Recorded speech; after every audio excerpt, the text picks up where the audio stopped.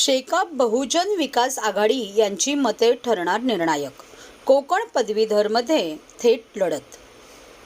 कोकण पदवीधर मतदारसंघांची निवडणूक काँग्रेसचे रमेश कीर आणि भाजपचे विद्यमान आमदार निरंजन डावखरे यांच्यात होणार हे जवळपास स्पष्ट झाले आहे. या दोन प्रमुख उमेदवारांसह एकूण 13 उमेदवार निवडणूक लढवत आहेत. निवडणूक 26 जून रोजी होणार असून पनवेल, नवी मुंबई आणि रायगड परिसरात शेतकरी कामगार पक्ष तर वसई, विरार आणि पालघर येथील बहुजन विकास आघाडी कोणाच्या मागे उभे राहतील यावर निकाल कोणाच्या बाजूला लागतील हे ठरणार असल्याचे राजकीय जाणकार सांगतात. कोकण पदवीधर मतदारसंघात विद्यमान आमदार निरंजन डावखरे यांना भाजपाने पुन्हा उमेदवारी दिली आहे. मात्र महायुती असताना शिवसेना शिंदे गटाकडून संजय मोरे यांनी देखील अर्ज दाखल केला होता. त्यामुळे डावखरे यांना फटका बसण्याची चिन्हे होती. परंतु दोन्ही पक्षांच्या पक्षश्रेष्ठींनी केलेल्या चर्चेअंती निरंजन डावखरे यांना पाठिंबा देत संजय मोरे यांनी आपला अर्ज मागे घेतला. महाविकास आघाड्यातील शिवसेना ठाकरे गटाकडून किशोर जैन, राष्ट्रवादी शरद पवार गटाचे अमित सरैया, काँग्रेसचे रमेश कीर यांनी अर्ज दाखल केले होते. यात जैन आणि सरैया यांनी आपले अर्ज मागे घेत काँग्रेसचे उमेदवार रमेश कीर यांना सहकार्य करण्याची भूमिका घेतली. कोकण पदवीधर व मुंबई शिक्षक मतदारसंघात इंडिया आघाडीच्या उमेदवाराला निवडणूक आणण्यासाठी माघार घेतली आहे. जे उमेदवार रिंगणात आहेत त्यांना विजयी करण्यासाठी महाविकास आघाडी एक दिलाने काम करणार आहे, असे वक्तव्य शिवसेना ठाकरे गटाचे नेते विनायक राऊत यांनी केले आहे. तर शिंदे गटाचे नेते संजय मोरे म्हणाले की मुख्यमंत्री एकनाथ शिंदे यांनी दिलेल्या आदेशानुसार कोकण पदवीधर मतदारसंघातून उमेदवारी मागे घेतली आहे. महायुतीचा धर्म पाळत महायुतीचे उमेदवार निरंजन डावखरे यांना पुन्हा निवडून आणण्याकरिता एकत्रितपणे काम करणार असल्याचे त्यांनी स्पष्ट केले आहे.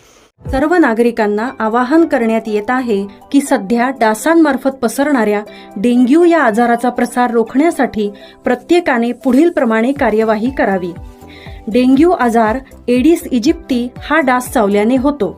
या डासांची पैदास साचलेल्या किंवा साचवलेल्या स्वच्छ पाण्यामध्ये होते. 8 दिवसांपेक्षा जास्त दिवस पाणी उघडे व साचून राहिल्यास त्यात डास अंडी घालतात. अंड्यांच्या अळ्या तयार होऊन पुढे डास तयार होतात.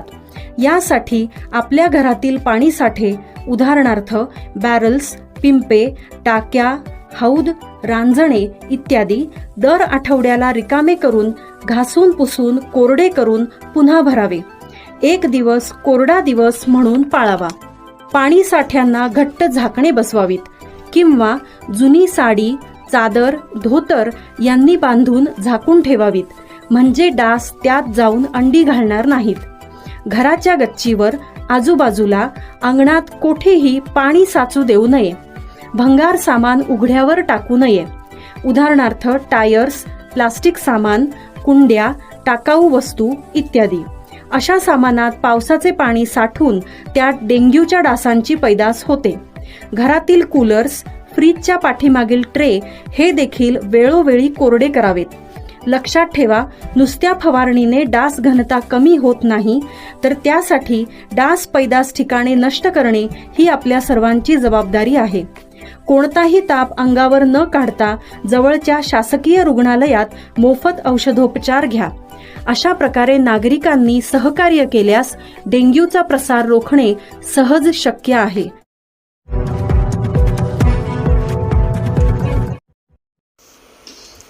कठीण खडकात पाझरले जीवन. मुरबाडमध्ये विहिरीत पाणी पातळी 4 मीटरने वाढली. आडव्या बोरवेलची पद्धत यशस्वी. मुरबाड तालुका डोंगराळ आणि कठीण खडकाने म्हणजे मॅसिव्ह बेसाल्ट प्रकारच्या खडकाने व्यापलेला आहे. अशा जमिनीत जलजीवन मिशन अंतर्गत खुटल 12 गावात गेल्या वर्षी विहीर खोदण्यात आली. यंदा या विहिरीत 4 मीटरने पाणी पातळी वाढल्याचे आढळून आले आहे. हे पाणी ग्रामस्थांना वर्षभर उपलब्ध होणार आहे. तालुक्यात जमिनी अंतर्गत पाणी पातळी वाढत असल्याने ग्रामस्थांना दिलासा मिळाला आहे. जिल्ह्यातील ग्रामीण भागात जलजीवन मिशन अंतर्गत पिण्याच्या पाण्याची व्यवस्था करण्यासाठी 720 योजना राबवण्यात येत आहेत. मुरबाड तालुक्यात जलजीवन मिशन अंतर्गत 202 योजना राबवण्यात येत असून या सर्व योजना भूजलावर आधारित आहेत. जलजीवन मिशन अंतर्गत सन 2022-23 या वर्षी विहीर तयार करण्यासाठी मुरबाड तालुक्यातील खुटलबारा गावात काम सुरू करण्यात आले होते। मागील वर्षी जून अखेर या स्तोत्राची जमिनीपासून 9.50 मीटर स्थिर पातळी होती। यंदा मे महिन्यात जमिनीपासून 5.25 मीटर स्थिर पातळी आढळून आली आहे। मागील वर्षाच्या तुलनेत 4 मीटरने पाणी पातळी वाढ झाल्याने हा स्तोत्र शाश्वत झाला आहे। या कामाची दखल वेळोवेळी घेतल्यामुळे यंदा उन्हाळ्यात देखील विहिरीचे पाणी गावकऱ्यांना उपलब्ध झाले आहे, अशी माहिती जिल्हा परिषदेच्या मुख्य कार्यकारी अधिकारी व तथा प्रशासक छायादेवी शिसोदे यांनी दिली।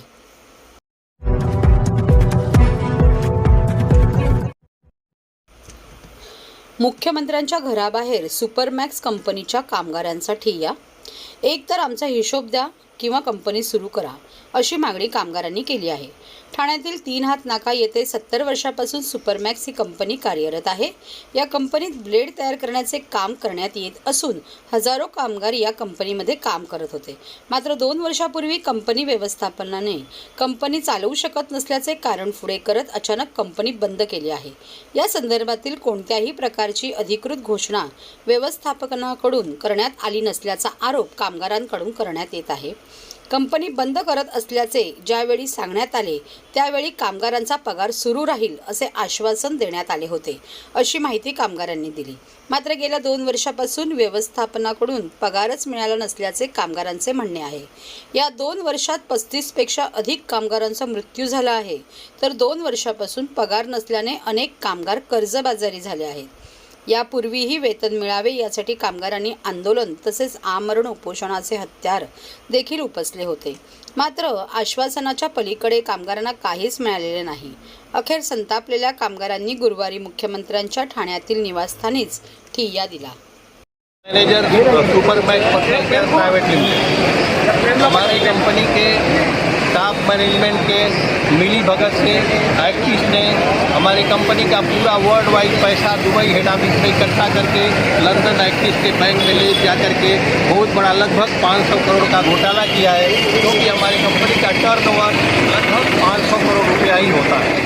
तो 500 करोड़ रुपया इकट्ठा एक साथ में जब्त करके और कंपनी के कामगारों का लगभग 3 साल हो गया सीधे पेमेंट यानी मंथली सैलरी ही बंद कर दी गई। पीएफ का पैसा जमा करना बंद कर दिया गया। उनका हाफ डे का पैसा, हमारे यहाँ एक एग्रीमेंट है, हाफ डे सैलरी जिस कामगार का 20 साल हो जाता है उसको आधे दिन का पगार सभी कामगार लोग देते हैं और आधे दिन का पगार कंपनी का मालिक देता है। तो अब तक जितने लोग रिटायर हुए उनका पैसा सचिन भाऊ अहिरे वो का जो हमारा कामगार का रजिस्टर्ड यूनियन है उनके अकाउंट में जमा किया गया, लेकिन सचिन भाऊ ने भी अब तक किसी का भी हाफ डे पैसा दिया नहीं है। लगभग 1.5 साल पहले तक दिया है, लेकिन 1.5 साल से किसी का पैसा नहीं है। सब पैसा वो भी दबा कर बैठे हैं और सबके मिली भगत से लगभग 1,500 कामगारों के साथ अन्याय हो रहा है। न उनका पैसा दिया गया, न उनकी सैलरी दी गई, जबकि मैंने ये बात 3 साल पहले ही प्राइम मिनिस्टर ऑफिस में मेल दे करके पीएमओ पोर्टल में कंप्लेन दे करके प्राइम मिनिस्टर को आगाह भी कर दिया था। फिर जब कंपनी के मालिक के बड़े लड़के राखी मल्होत्रा ने मुझे बोला अगर गवर्नमेंट ऑर्डर दे तो मैं चलवा दूंगा, तो मैंने पीएमओ ऑफिस में फ़ोन करके महाराष्ट्र सेक्रेटरीट पर दबाव डाल करके मैंने ऑर्डर भी दिलवाया। महाराष्ट्र की सेक्रेटरी मनीषा सिंह ने ऑर्डर दिया, मालिक लोग एप्लीकेशन से अब उनको चलाने को परमिशन देते हैं, लेकिन अभी तक किसी भी मालिक ने कोई एप्लीकेशन नहीं दिया। हमारा कहना यही है अगर किसी मालिक ने एप्लीकेशन नहीं दिया चलाने को, मालिक नहीं तैयार हो रहा है कंपनी चलाने को, तो महाराष्ट्र गवर्नमेंट कंपनी को कैप्चर करे अपने अंडर में और सभी कामगारों को 40 से 50 लाख रुपया उनको एज मुआवजा दे करके उनके साथ न्याय। सर आज आप सीएम साहब के सामने बैठे हैं, सीएम साहब से यही निवेदन है, सीएम साहब से यही निवेदन है कि हमारा सुपरमैक्स पर्सनल केयर कंपनी को गवर्नमेंट अपने अंडर में कैप्चर करके कामगारों के साथ न्याय करे और उनको एक एक कामगार को कम से कम 40-40 लाख रुपया दे ताकि उनका मुआवजा कंप्लीट हो जाए। इसके साथ ही मैं चाहूँगा विकास कांबळे जवळजवळ 26 वर्ष सुपरमॅक्स कंपनीमध्ये काम केलेलं आहे आणि कंपनी अचानक आमच्या कंपनीला आहे ना तुमची कंपनी चालू आहे, आमच्याकडे पैसा येईल तेव्हा तू चालू करून तुमचे पगार देण्यात येईल असं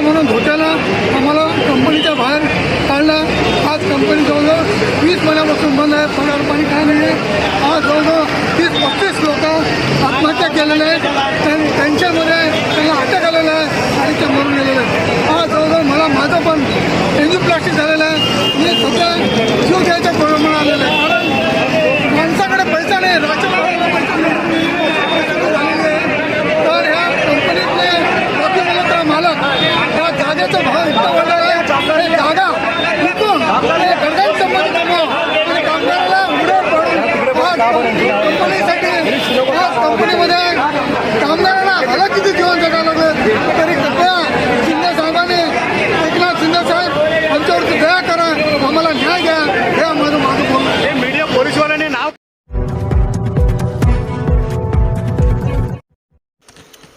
सर्व प्रभागातील मान्सूनपूर्व कामे तातडीने पूर्ण करावीत. खासदार नरेश म्हस्के. ठाणे हे मुख्यमंत्र्यांचे शहर असून या शहरातील नागरिकांचे प्रश्न सोडवणे हे लोकप्रतिनिधीची जबाबदारी आहे. पावसाळा सुरू झाला असून आपत्कालीन परिस्थितीचा सामना करण्यासाठी लोकप्रतिनिधी आणि प्रशासन यांनी समन्वयाने काम करून नागरिकांचे प्रश्न प्राधान्याने सोडवावेत असे निर्देश नवनिर्वाचित खासदार नरेश म्हस्के यांनी ठाणे महापालिका प्रशासनाला दिले. पावसाळ्यात उद्भवणाऱ्या आपत्तीचा सामना करण्यासाठी महापालिका प्रशासन सज्ज झाले आहे. महापालिकेसोबतच MMRDC, पोलीस प्रशासन हे सर्व विभाग 24 तास सतर्क राहून संघभावनेच्या दृष्टिकोनातून काम करणार असल्याचे महापालिका आयुक्त सौरवराव यांनी आज नरेंद्र बल्लाळ सभागृहात झालेल्या बैठकीत नमूद केले. ठाणे लोकसभा मतदारसंघाचे नवनिर्वाचित खासदार नरेश म्हस्के यांच्या अध्यक्षतेखाली महापालिका आयुक्त सौरवराव यांच्या उपस्थितीत ठाणे शहरातील सर्व माजी नगरसेवकांची आढावा बैठक आयोजित केली होती. सदर बैठकीस माजी महापौर मीनाक्षी शिंदे, अशोक वैती, माजी उपमहापौर पल्लवी कदम, राम रेपाळे, देवराम भोईर, नारायण पवार, रमाकांत मडवी यांच्यासह माजी नगरसेविका उपस्थित होत्या.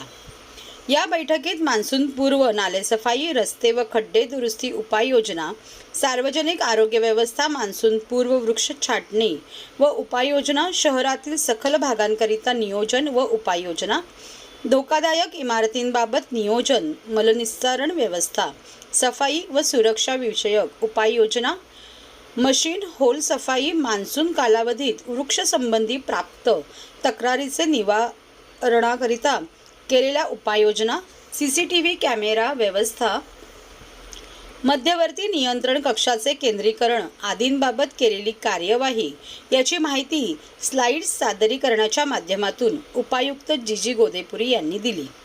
यावेळी माजी नगरसेवकांनी प्रभागातील समस्या आयुक्तांसमोर मांडल्या. वृक्ष छाटणी, नालेसफाई, आपत्कालीन परिस्थितीत तात्काळ उपाययोजना महापालिकेच्या माध्यमातून करण्यात यावी आदींबाबत चर्चा केली. माजी नगरसेवकांनी मांडलेल्या तक्रारी तातडीने सोडवण्याबाबत कार्यवाही करण्यात येईल असे आयुक्त सौरवराव यांनी नमूद केले. आणि विविध अधिकाऱ्यांशी बोललात. मान्सून पूर्वच्या विविध कामांच्या देखील बैठकी घेतलेल्या आहे. काय सांगाल? ठाणे शहर आणि महानगरपालिका हद्दीमध्ये हा लोकसभा मतदारसंघातील 2.5 विधानसभेचा भाग या ठाणे महानगरपालिकेचा येतो. 20 वर्ष या ठिकाणी नगरसेवक म्हणून काम करतो. खासदार म्हणून आलेलो आहे. अनेक नगरसेवकांच्या समस्या होत्या. नालेसफाई असेल, वॉर्डातली रखडलेली कामं असतील, काही सूचना असतील, या संदर्भात अधिकारी आणि नगरसेवक यांची बैठक या ठिकाणी आपण घेतलेली आहे. त्याच्यावरती समस्या सोडवण्याच्या दृष्टीने, उपाययोजना करण्याच्या दृष्टीने आम्ही काही पावलं उचललेली आहेत. त्या संदर्भात निर्णय घेतलेले आहेत. आणि दर महिन्याला मी यापूर्वीसुद्धा अशा पद्धतीने नगरसेवकांच्या बैठका आयुक्तांसमोर आणि प्रशासकीय अधिकाऱ्यांसमोर घेत होतो. आता खासदार म्हणून अधिकाऱ्याने या ठिकाणी ही बैठक घेतली. महानगरपालिकेचे अधिकारी उपस्थित होते. त्यांच्या अडचणी, माजी नगरसेवकांच्या अडचणी आणि जनतेचे प्रश्न या ठिकाणी मांडण्यात आले आणि त्या सोडवण्याच्या दृष्टीने आयुक्तांनी तशाच पद्धतीचे निर्देश संबंधित विभागांना दिलेले आहेत. सर, कालच पहिल्यांदाच पाऊस पडला. अतिशय मोठ्या प्रमाणात रस्त्यावर पाणी साचले होते. विरोधक ज्या पद्धतीने टीका करत होते त्या पद्धतीने काही वातावरण ठाण्यामध्ये नव्हतं. उगाचच टीका करायची काहीतरी म्हणून त्या टीका केलेल्या आहेत. आणि पहिला पाऊस असतो आणि त्या पहिल्या पावसामध्ये काही ठिकाणी अशा गोष्टी घडत असतात. मी त्याचा डिनाय करत नाही, पण अधिकारी चांगल्या पद्धतीने काम करतात, रस्त्यावरती आहेत, आयुक्तसुद्धा रस्त्यावरती आहेत आणि माजी नगरसेवक असतील ते त्या ठिकाणी अधिकाऱ्यांना मदत करून नागरिकांचा प्रश्न सोडवण्याच्या दृष्टीने काम करतात. सर, अनधिकृत ज्या गोष्टी आहेत त्याच्यावरती कारवाई होणं गरजेचं आहे आणि प्रशासनाने तशा पद्धतीने कारवाई सुद्धा सुरू केलेली आहे.